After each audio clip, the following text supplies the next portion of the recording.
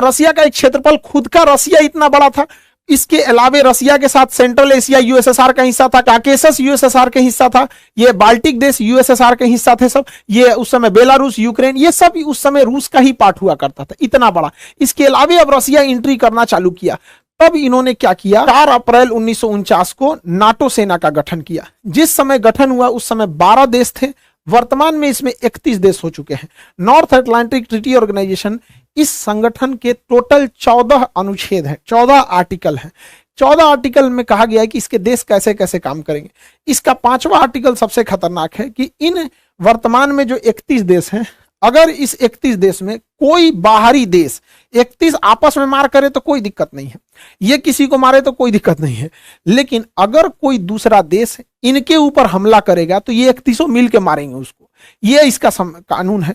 इसका मुख्य उद्देश्य क्या था कि रसिया को इस साइड में यूरोप की ओर से चढ़ने से बचाया जाए, वरना ये धीरे धीरे रसिया इधर आ गया था। तो अब आपको तो समझ में आ रहा होगा ना कि नाटो का निर्माण ही हुआ था रसिया के एग्रेशन को रोका जाए, वरना रसिया बहुत तेजी से एक्सपेंड कर रहा था और हर जगह कम्युनिस्ट फैलाते जा रहा था। तो नाटो का गठन 1949 में हो गया। ये एक सैन्य संगठन था। अब रसिया को चारों ओर से रोकना था, तो रसिया को सेंट्रल एशिया से रोकने के लिए, ईस्ट एशिया से रोकने के लिए सेटो बनाया गया, South East Asian Treaty Organization, SEATO 1954 में बनाया गया। इसको हथियार, सेटो में मुख्य रूप से किसे शामिल किया गया, तो थाईलैंड को और इधर से फिलीपीन को, और नीचे में ऑस्ट्रेलिया और न्यूजीलैंड, ताकि इधर से ये लोग अमेरिका के फेवर में रहे। और इन्हें हथियार कौन दे रहा था, अमेरिका, ब्रिटेन, फ्रांस। इधर से ये लोग सपोर्टिव हथियार दे रहे थे कि इधर से चाइना, कोरिया, इन सबको बिजी रखा जाए ताकि रसिया इस साइड में बिजी रहे, और इधर से नाटो डायरेक्ट रसिया को इंगेज कर रहा था।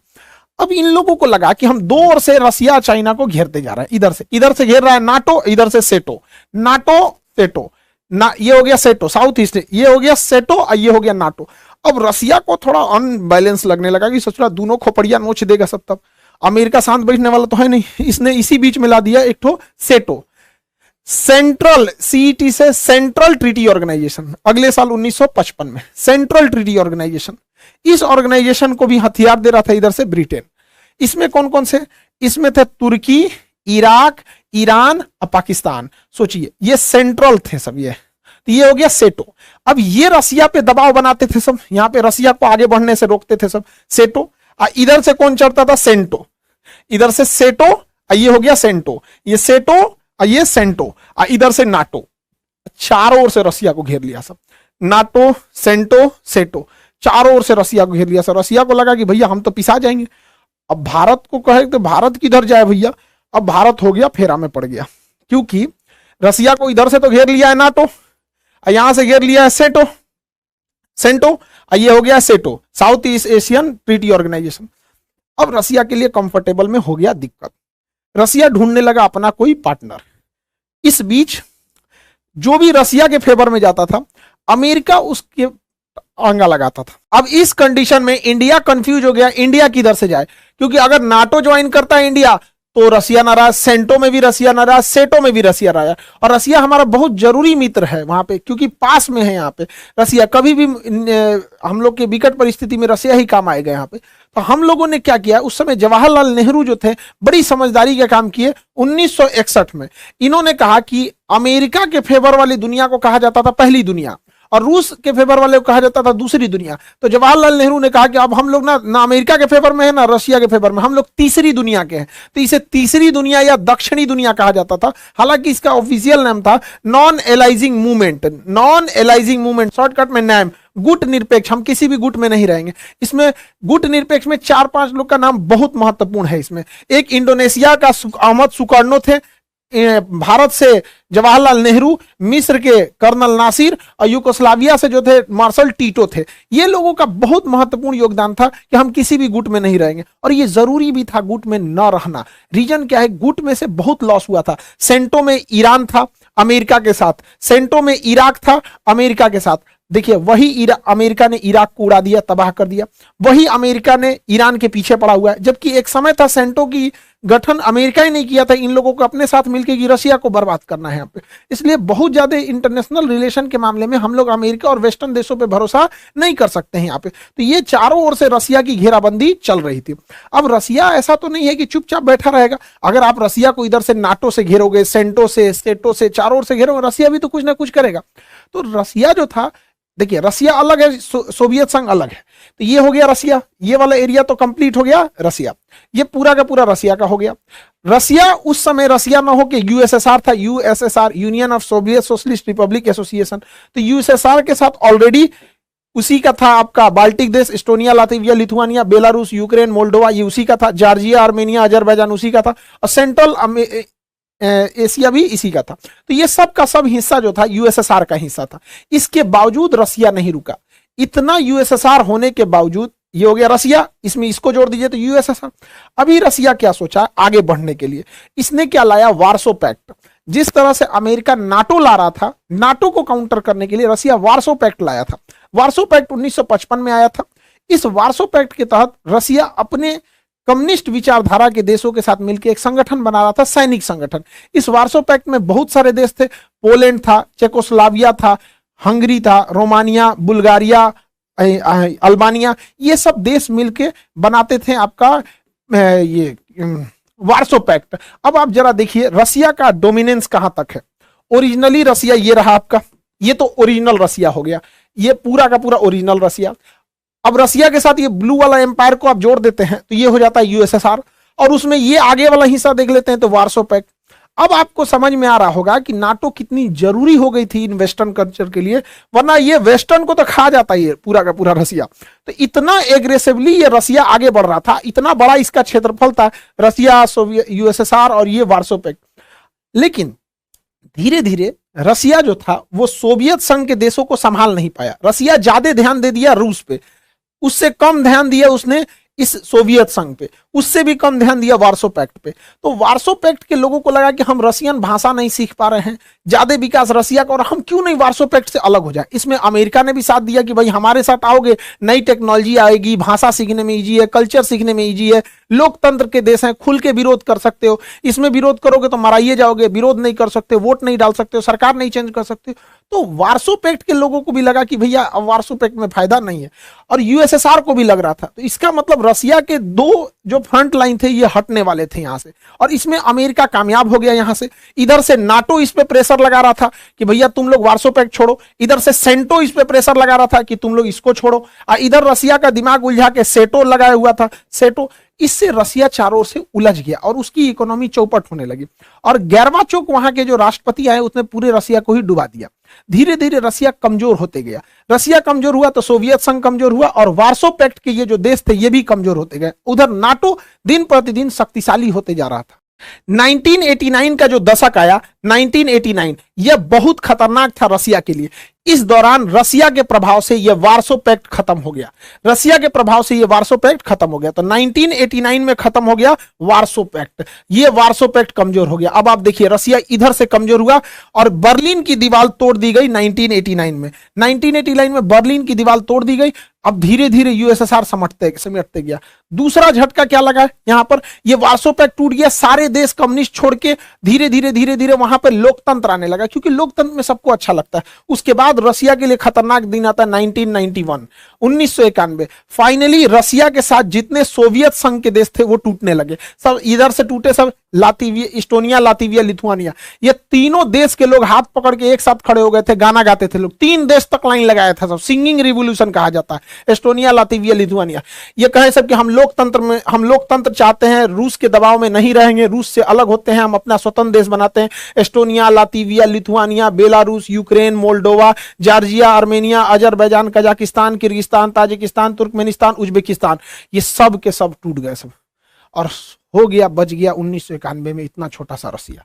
तो रसिया के साथ इतना कांड हो गया, यहां से हाथ से गया इसका वार्सो पैक्ट, और ये वाला पूरा एरिया गया सोवियत संघ का, बच गया 1991 के बाद ये रसिया। जैसे सोवियत संघ का विघटन हुआ, ये भी नहीं चल सका सेंटो, क्योंकि सेंटो की जरूरत ही खत्म हो गई। अब ये लोग अमेरिका से मांगते थे मदद, अमेरिका देता ही नहीं था। बाद में इराक अमेरिका का दुश्मन बन गया, ईरान अमेरिका का दुश्मन बन गया। एक वक्त था अमेरिका ने इन लोग को हथियार दिया था, पैसे दिया था कि लड़ो, रसिया से बाहर कर दिया। यहां पे भी चाइना का प्रभाव आ गया, सेंटो सेना यहां से भी खत्म हो गई, यहां पे तो सेंटो भी खत्म हो गई, सेंटो भी खत्म हो गई। अब बच गया केवल इधर से तो नाटो बच गया, और नाटो अब तेजी से एक्सपेंड करने लगा। रीजन क्या था एक्सपेंड करने का? देखिए 1991 में जब सोवियत संघ टूट चुका था, रसिया वार्सो पैक्ट से भी पीछे हट चुका था और सोवियत संघ भी बिखर चुका था, तो रसिया यहां तक आ गया था। फिर भी नाटो की जरूरत क्यों लगती है? इसलिए जब 2002 के बाद पुतिन सत्ता में आए तो पुतिन ने वापस उस ग्रेट रसिया की कल्पना किया और उन्होंने कहा कि यह बिखराव एक बहुत बड़ा ब्लंडर था। तो यूरोपीय देशों को लगा कि ऐसा ना हो कि ये फिर से आगे बढ़ना चालू करें यहां पर, इसलिए दोबारा नाटो का एक्सपेंशन करना जरूरी था और नाटो का प्रसार किया जाने लगा। तो अगर आप देखेंगे तो आपको लगेगा कि भले नाटो एक्सपेंड कर रहा है, लेकिन नाटो की मजबूरी है। रसिया इतना एग्रेसिवली बढ़ रहा था कि यूरोप को तो कचल देता हो। इसी बीच 2014 में एक घटना होती है, यही यूक्रेन, इस ससुरा बहुत खचरई कर रहा था। तो यूक्रेन जो था वो कह रहा था कि हम रसिया के प्रभाव से मुक्त होना चाहते हैं और यूरोपीय यूनियन का सदस्य बनना चाहते हैं, ताकि वो इस पूरे देशों में अपना सामान बेच सके, यहां से ज्यादा कनेक्टिविटी हो सके। उस समय पुतिन का कहना था कि रूस के प्रभाव से तुम जा रहे हो यूरोपीय यूनियन में, लेकिन बाद में तुम नाटो में चले जाओगे, और नाटो में जाने का एक लॉस ये है कि नाटो के 31 देश एक दूसरे के सैन्य ठिकानों का यूज कर सकते हैं। अब देखिए नाटो में जो है 31 देश है, उसमें अमेरिका भी है। अगर यूक्रेन नाटो में चला जाता है तो नाटो सेना के संविधान के अनुच्छेद 5 के तहत कोई भी देश एक दूसरे के सैन्य संगठनों का यूज कर सकता है। तो यूक्रेन की सीमा तक अमेरिका की फौज आ जाएगी। अब बताइए रूस क्यों ना चिंतित हो कि यूक्रेन अगर चला गया नाटो में तो नाटो की सेना कहां तक आ जाएगी? रूस की सरहद तक आ जाएगी।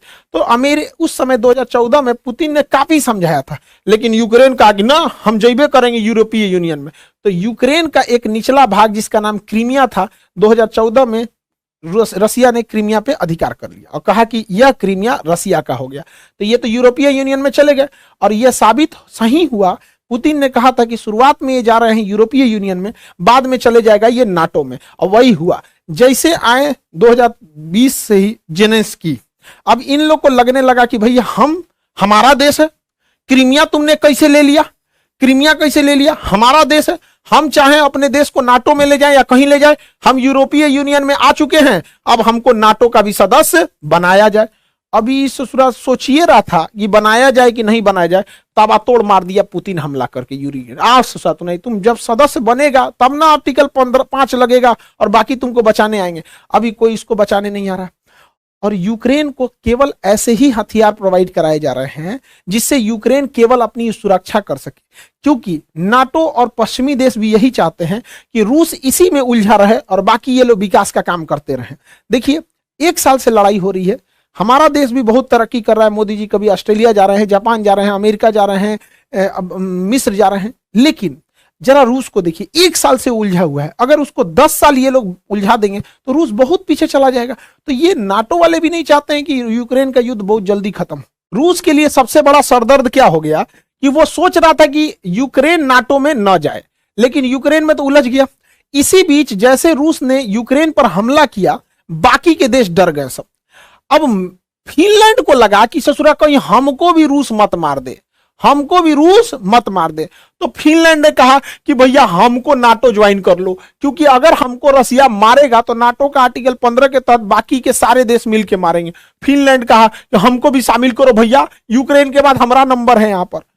अब नाटो का नियम यह कहता है कि नाटो में अगर कोई नया सदस्य आना चाहता है तो उसमें पहले जितने सदस्य हैं वो सब के सब लिखित देंगे कि हाँ हमें कोई विरोध नहीं है। यदि पहले से शामिल कोई भी सदस्य ये कह देता है कि हम इसका विरोध करते हैं तो फिर उसके बाद उसमें नाटो में उसे शामिल नहीं किया जाएगा। अब फिनलैंड चिल्लाने लगा कि हमको शामिल करो, हमको शामिल करो। नाटो वाला कहा हाँ हाँ आ जाओ आ जाओ, और अच्छा है और अच्छा है, आज नहीं तो कल यूक्रेन शामिल करबे करेंगे। हमारी सेना रूस के सिधाने पहुंच गई इधर से, खोपड़ी पे पहुंच जाएगी इधर से, टेंशन क्या है। यहाँ एस्टोनिया, लातविया, लिथुआनिया में हम लोग पहले से बैठे हुए हैं, ले यहाँ तुर्की में पहले से हैं। तुर्की अड़ंगा लगा दिया, कहा ना आज तो भाग यहां से फिनलैंड। अब फिनलैंड कहा कि रे तुर्की तुमको क्या हुआ रे, तुम क्यों विरोध कर रहा है मेरा। देखिए तुर्की ब्लैकमेल कर दिया नाटो को। तुर्की ने क्या कर दिया, नाटो को ब्लैकमेल कर दिया, क्योंकि तुर्की के पास पावर था कि जब तक तुर्की लिखित नहीं देगा, यानी सारे देश रेडी नहीं होंगे, तब तक कोई नाटो में नहीं आएगा। और तुर्की पहले से उसका सदस्य था। तो ये क्या किया, कहा कि देखो तुर्की ने रसिया से S-400 मिसाइल खरीदा था। तो इसके खरीदने की वजह से अमेरिका ने इस पे काटसा एक्ट के तहत प्रतिबंध लगा दिया, जिस वजह से इसकी पूरी इकोनॉमी तबाह हो गई यहाँ पे। साथ ही तुर्की जो है अमेरिका के F-35 जहाज में मतलब अपने ज्वाइंट वेंचर बनाने के लिए 1.4 बिलियन पैसा खर्चा किया था। जैसे S-400 इसने मिसाइल खरीदा रसिया से, टर्की ने रसिया से मिसाइल खरीदा, अमेरिका ने इस पे काटसा सैंक्शन लगा दिया और इसका कह दिया कि तुम्हारा 1.4 मिलियन भाड़ में गया। अब ये तैयबुल अर्दोगान क्या कहता है कि हमरा वो पैसा वापस करो, हमसे ही काटसा एक्ट को हटाओ, और सब हटाओगे तब हम फिनलैंड को शामिल करने देंगे, नहीं तो हम फिनलैंड को शामिल नहीं करने देंगे। अब अमेरिका माथा पीट रहा है, नाटो माथा पीट रहे करे, अरे भैया एक से काटसा हटा दे, इसका जो पैसा जो लूटे हैं लोग 1.4 बिलियन दे दे, नहीं तो फिनलैंड को आने नहीं देगा। अब फिनलैंड को नहीं आने देगा, रसिया कचर देगा फिनलैंड को, तो रसिया कचर ना दे तो इसका समझौता हुआ। देख रहे हैं इसको, बाप रे बाप, ठीक ठाक भाई। देखिए भाई, अमेरिका को कोई चुना लगा के आ गया, बहुत बड़का राजनीतिक आदमी हुआ यहाँ पे। तो ये अपने देश के हैं, तुर्की में जीत गए हैं अभी। तो तुर्की ने फाइनली जब ये सब तुर्की से ये सैंक्शन हटा लिए गए, तुर्की ने कह दिया हाँ फिनलैंड भी आ जाए नाटो में, और नाटो में ससुरा फिनलैंड आ गया। और ये रसिया के लिए सबसे खराब बात है, क्योंकि फिनलैंड जो है वो नाटो के यहां आने से रसिया का सबसे बड़ा लॉस होता है। तो ये कोला प्रायद्वीप पर, ये प्रायद्वीप का नाम है कोला प्रायद्वीप, प्रायद्वीप का नाम है कोला प्रायद्वीप। रसिया में यही एक ऐसा जगह है जो ठंड के दिन में, कोल्ड विंटर सीजन में जमता नहीं है। ज्योग्राफी में हम पढ़ा दिए हैं, यहाँ एक नॉर्वे की गर्म समुद्री जलधारा चलती है, जिससे कि वहां का समुद्र बर्फ से जमता नहीं है। तो ठंड के दिन में रसिया का मात्र एक बंदरगाह है, मुर्मुस्क बंदरगाह, जो इस कोला प्रायद्वीप पर है। यूपीएससी में भी क्वेश्चन पूछा था, मुर्मुस्क बंदरगाह क्यों नहीं जमता है, तो नॉर्वे की गर्म जलधारा की वजह से। कोला बंदरगाह, कोला प्रायद्वीप पर मुर्मुस्क बंदरगाह नहीं जमता है।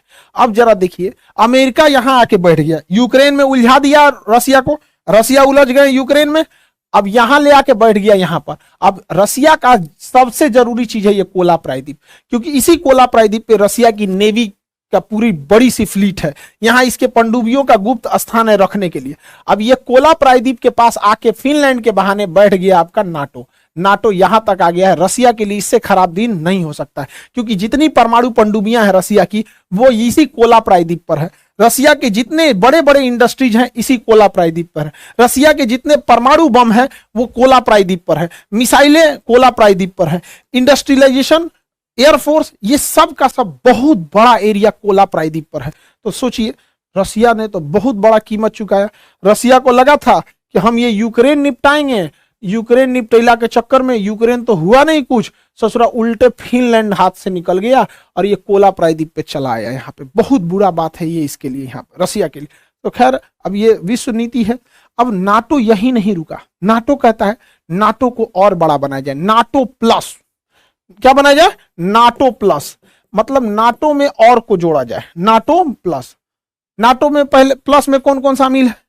पहले से इजराइल शामिल है, साउथ अफ्रीका, साउथ कोरिया शामिल है, जापान शामिल है, ऑस्ट्रेलिया और न्यूजीलैंड शामिल है, यानी पहले से ही 5 गो देश शामिल है।